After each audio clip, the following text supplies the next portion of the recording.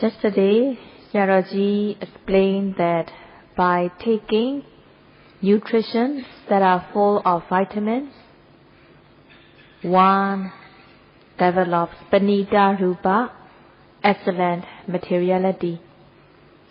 Sayadaw compared this example to the fact that it is also essential to have spiritual vitamins in the mind. And Sayadaw explained how one should practice in order to develop spiritual strength, spiritual nutrition in the mind. At the beginning of the practice, yogi needs to be noting the object with aim and effort.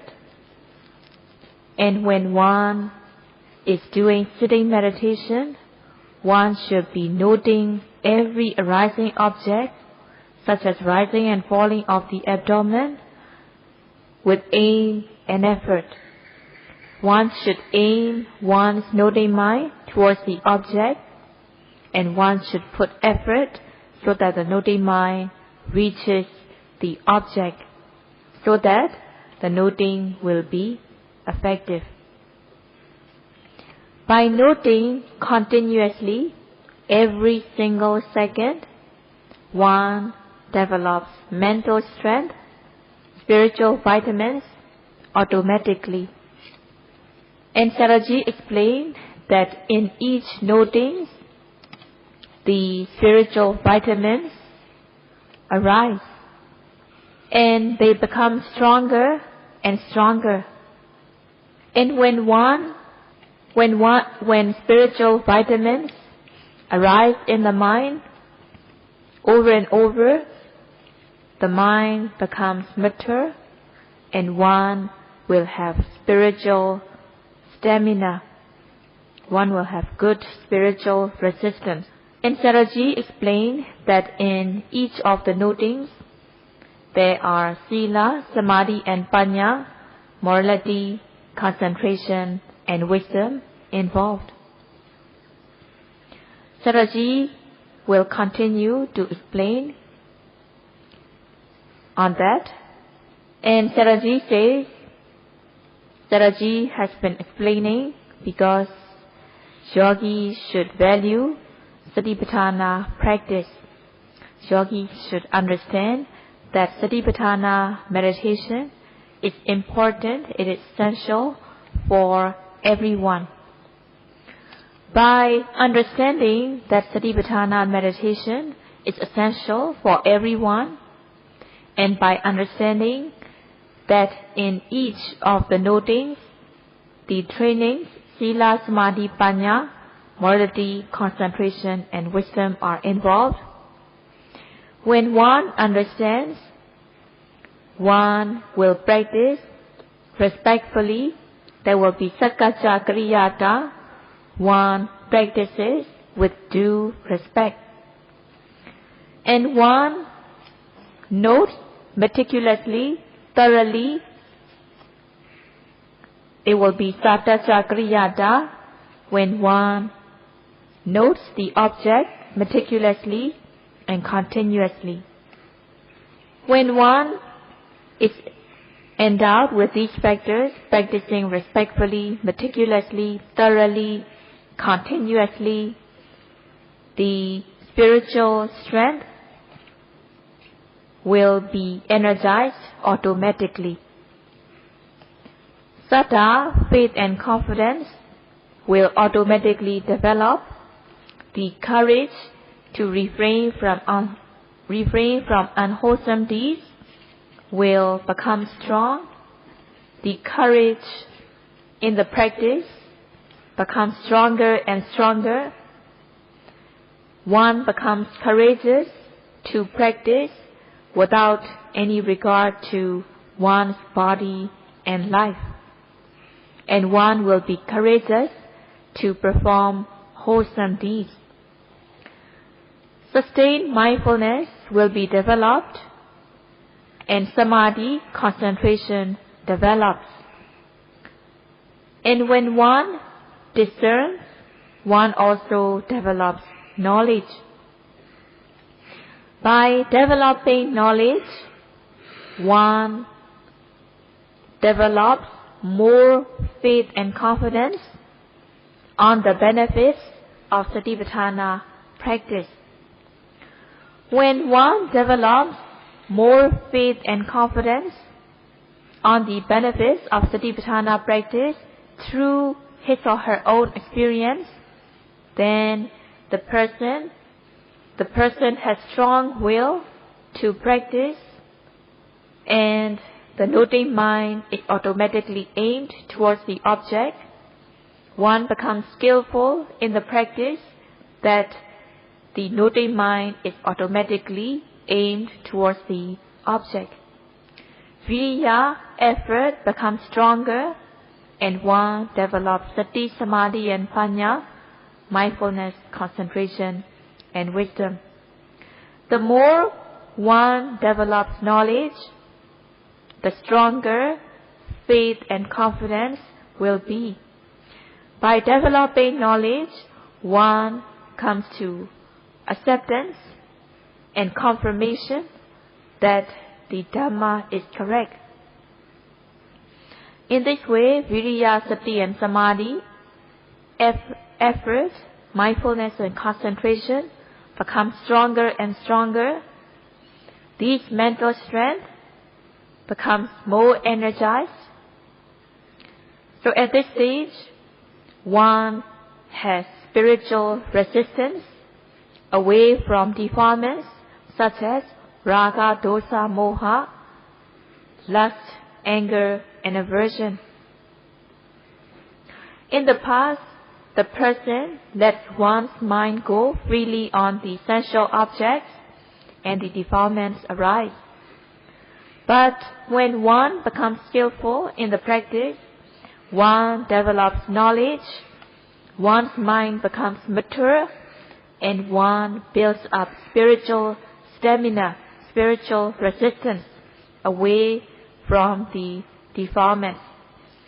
So spiritual stamina, spiritual resistance is built up amazingly by noting the presently arising object continuously.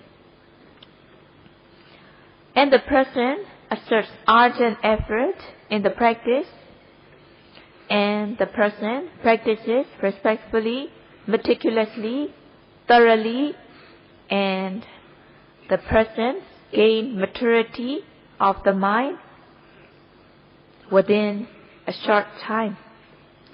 If one does not know the benefits of Satipatthana practice, one does not cherish the practice, one does not value the practice, and thus the person will not practice eagerly, the person will not be practicing respectfully or meticulously.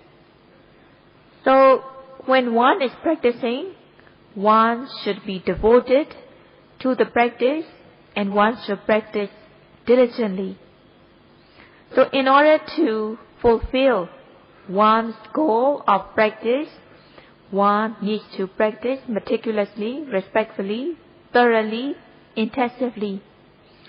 And also the meditation teachers should encourage the yogis according to the teachings of the Buddha. Sayadaw explained yesterday that in each of the notings there are the three trainings, Sila, Samadhi, and Panya, morality, concentration, and wisdom in each of the notings. So in terms of the factors, the three trainings, Sila, Samadhi, Panya, consists of 8 factors. The 8 factors of the path leading to Nibbana. Sila training consists of 3 factors. Samadhi training consists of 3 factors, and Panya training consists of 2 factors. So in each of the notings, the 8 factors of the path are also involved. In order to encourage the yogis to practice Satipatthana meditation, in order to encourage them, Buddha taught the benefits of Satipatthana practice. By explaining the benefits of Satipatthana practice, when they understood the benefits, they developed strong will to practice. Buddha taught in Mahasatipatthana Sutta, Ekayano ayam bhikkhave maggo sattana visuddhiya jaridan sattaro satipatthana, meaning that the Buddhas, the solitary Buddhas, practice Satipatthana meditation as one sure way in order to purify the mind and so on. Satipatthana practice is one and only sure way to purify the mind. It is assured that by practicing Satipatthana meditation, one can gain benefits such as purification of the mind and so on. Jaridan Sattaro, meaning that the Satipatthana meditation is 4 in kind. Kayanupassana Satipatthana, contemplation on bodily actions. Vedananupassana Satipatthana, contemplation on feelings and sensations. Cittanupassana, contemplation on thoughts and so on. And Dhammanupassana, contemplation on seeing, hearing, smelling, tasting, touching, and so on. Whatever object that is arising at the present moment, one should be noting them with sustained mindfulness. One should remove the Kilesa defilements. Kilesa defilements torment, torture, and burn the person, and the person becomes exhausted. When Kilesa defilements burn and torture the person. So this is compared to fire. When fire breaks out, the fire leaves the fuel dirty and polluted. Fire destroys things and leaves things ugly and dark. In the same way, the defilements burn and torture the beings, and the beings become polluted by these defilements. It is called malina, as the defilements degrade the person. Defilements make the person inferior and degraded, and one should practice in order to remove these defilements. In the text, there are mentioned 3 types of Kilesa defilements. The first one is raga mala, the impurity or the dirt of lust. And the second one is dosa mala, the impurity or the dust of anger, aversion, hatred. And the third one is moha mala, the impurity or dirt, not knowing the truth, not knowing correctly, knowing wrongly. These are the dirt or impurity of moha, delusion. So these are the impurities, and when these impurities, when these defilements become extreme, it will become visama. If one does not know the way to weaken, suppress, uproot, abandon these defilements, these defilements will get worse and worse. They will become more and more extreme. It is called Visama. Visama means not moderate. It is extreme. These defilements become extreme, and they are called Visama. And these called Visama Lobha, Visama Dosa, and Visama Moha, when these defilements become extreme. Satipatthana meditation guarantees that these extreme form of defilements can be overcome by practicing Satipatthana meditation. So these defilements, the mental impurities, which are called mala, and when they become extreme, they are called Visama Kilesa. These Kilesa are of 3 stages. The first one is Videkama Kilesa, transgressive defilements. And the second one, Priyuttana Kilesa, obsessive defilements.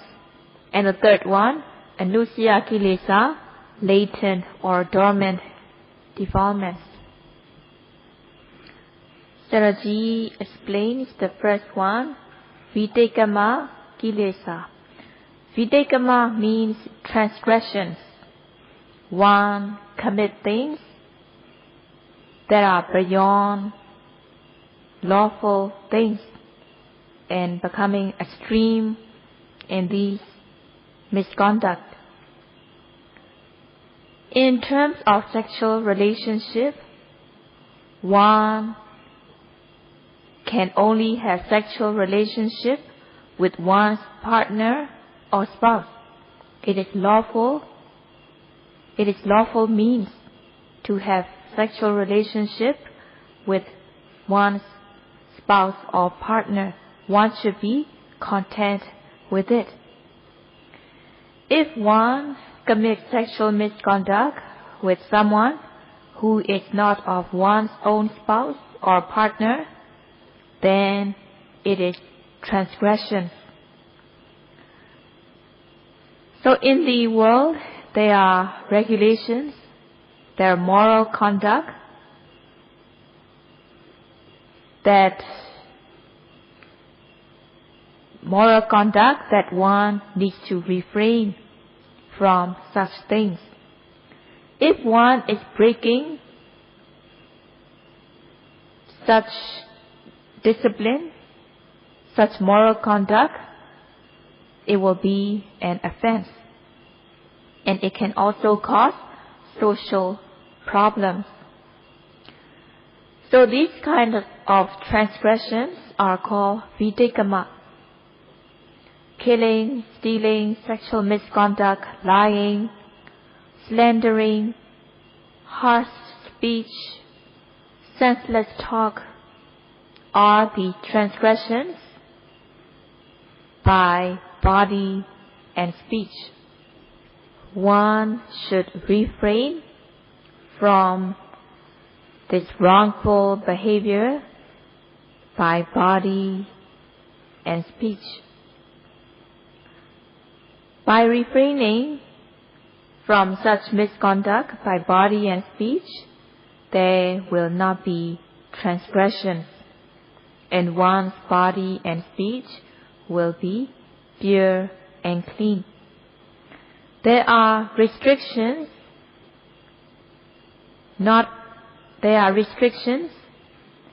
that one should refrain from certain things, and there is moral conduct. If one observes by this moral conduct, there will not be any offense and there will not be any problems. By controlling one's body and speech, one will have good moral conduct, one will be a true human, and one will not be hurting others physically or mentally. So one is having the human discipline. If one fails to refrain from such misconduct, one will not be a true human, and others also get harmed and hurt. If one can refrain from such things, there will be benefits. One's body and speech will be pure and clean, and also others do not get hurt. If one fails to refrain from such things, then the person is breaking the moral conduct.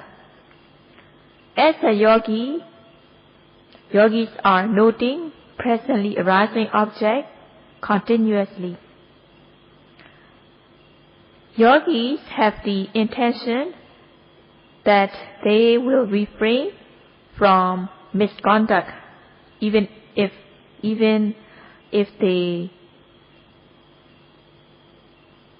they have the chance to transgress, but they have the intention to refrain from them.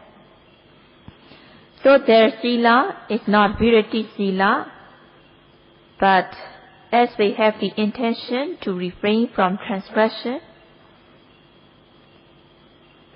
it is cetana sila, and one is free from videkama sila, videkama kilesa, transgressive defilements.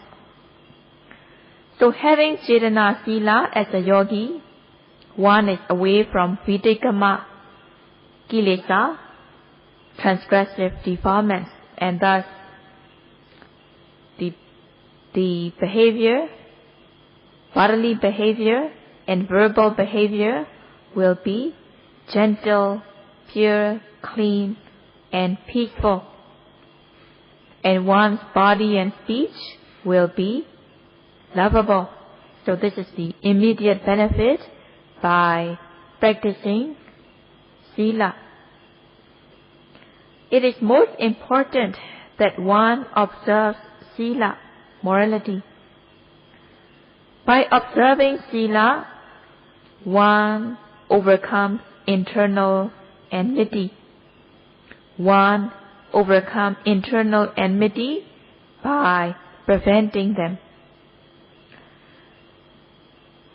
And also, when one is free from internal enmity, one is also free from the fearful danger, frightening danger, such as attanuvādaya, the danger of self-blame, self-criticism, paranuvādaya, the danger of being criticized by others, being criticized by the wise.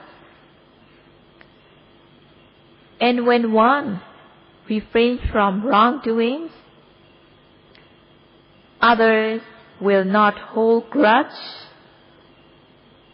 and others will not respond them by violence.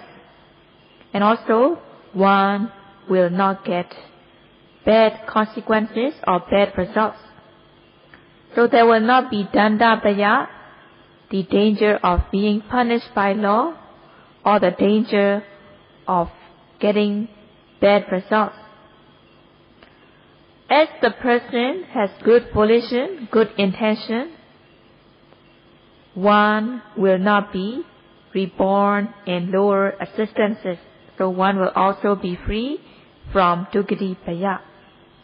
In this way, by being free from internal enmity, one also becomes free from frightening danger. That's why it is said that by refraining from videkama kilesa, refraining from transgression, one becomes also free from frightening danger.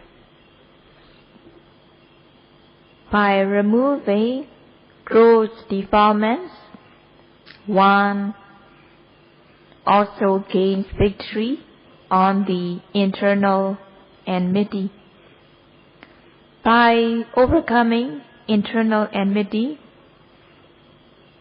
one also gains victory on oneself. Transgressions will be removed, and the transgressions are defeated by the person, and it will be Dhamma Vijaya, having victory in Dhamma. By refraining from transgressions, one gains victory on the internal enmity.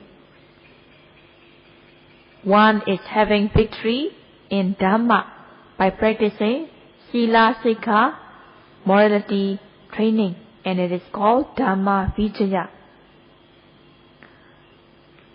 When one is having victory on others unlawfully by force, then in the worldly sense it may look as a victory, but actually the person is defeated by internal enmity.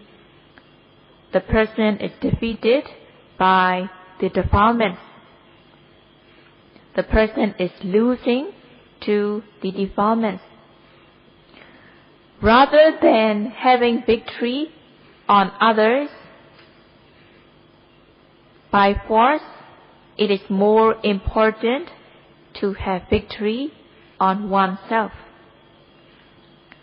Controlling one's body and speech, practicing restraint, one has victory on oneself. It will be Dhamma Vijaya. One should understand that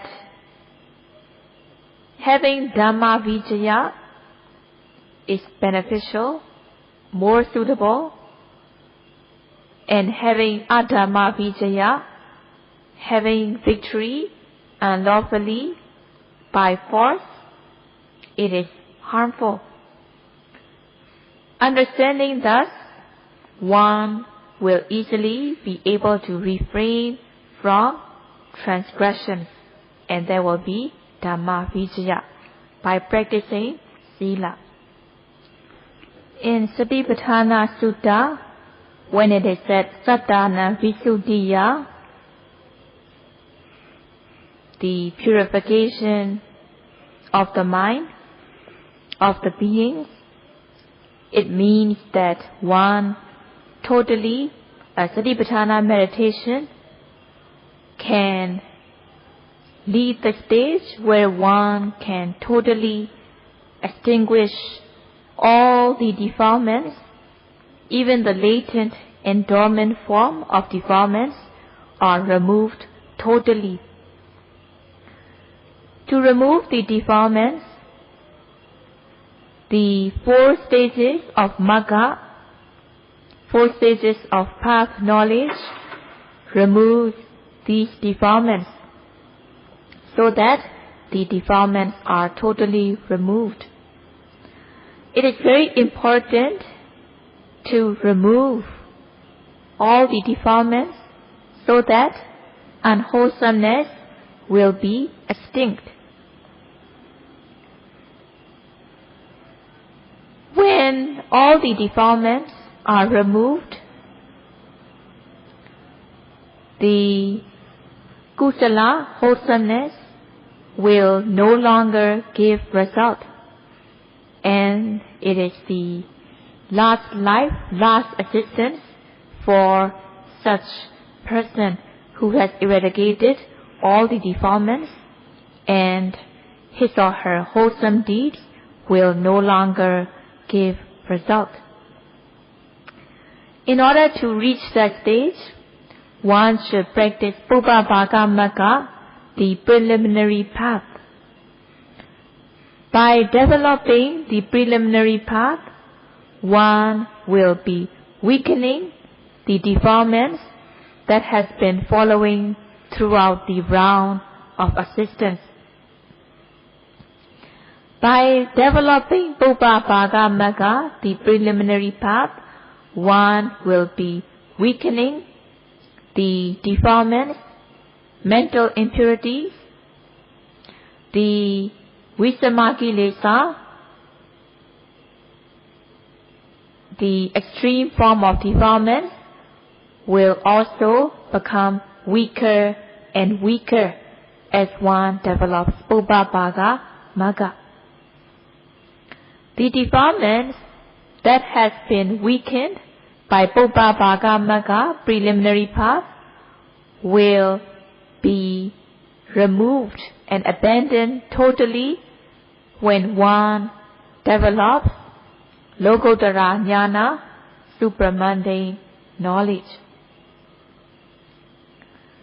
When one has totally eradicated the defilements, there will no longer be wish to kill others or to steal others' property or to torment or torture other beings.